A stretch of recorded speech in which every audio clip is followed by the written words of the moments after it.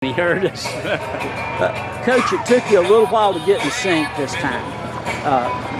And both schools got a lot of flags.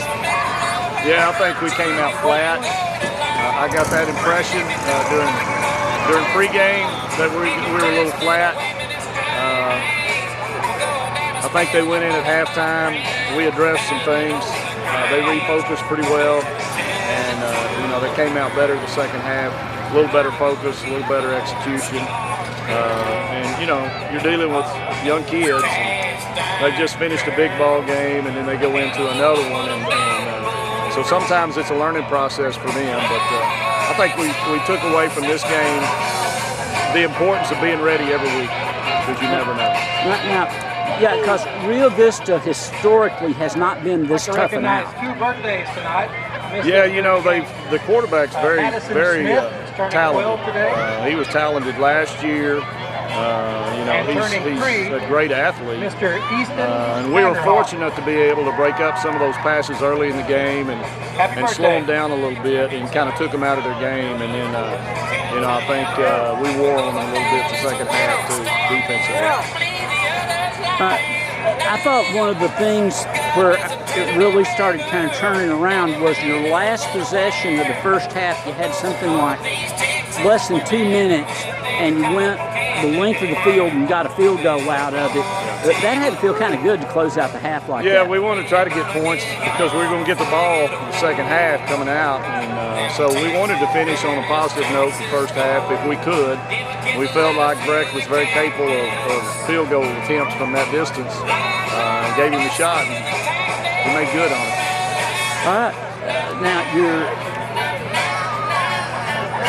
you got the shutout, and that's a big deal for y'all. Y'all do not like getting scored on. Yeah, there's a lot of pride on our defense. They don't like people scoring on them. It upsets them. And, we were fortunate tonight. We played well enough to keep them out of the end zone, and that pleased me. All right, now next week you're off, right? Correct. Yeah. So then week after next is Rosebud Lot, and that's the first district game, isn't it? And that's our homecoming as well. So yeah, that's kind of unusual. You got a big district this year. Yeah, it's an 18 district, and you play 3 non-district games, and then everybody in our district is open next week. So we all start anew in 2 weeks, and we open with Rosebud Lot at home. And boy, I'll tell you, they've got some athletic ability on that team. Quarterback they're using this year was one of their receivers. Excellent athlete, very fast, very capable, got a good arm.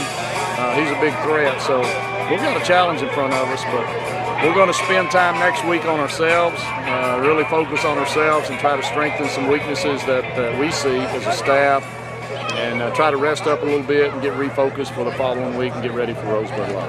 Okay, and one last question. Looks like you've been coming out of these games pretty healthy so far.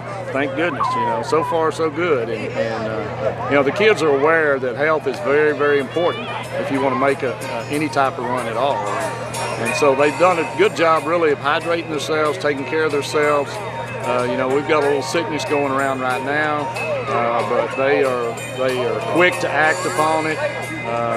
They know what it can do, and I guess the COVID year had a lot to do with that, to make you a lot more aware of sickness. But injury, knock on wood, we've been able to stay out of the injury situation. Okay, good deal. So we'll see you in a couple of weeks. All right, good deal.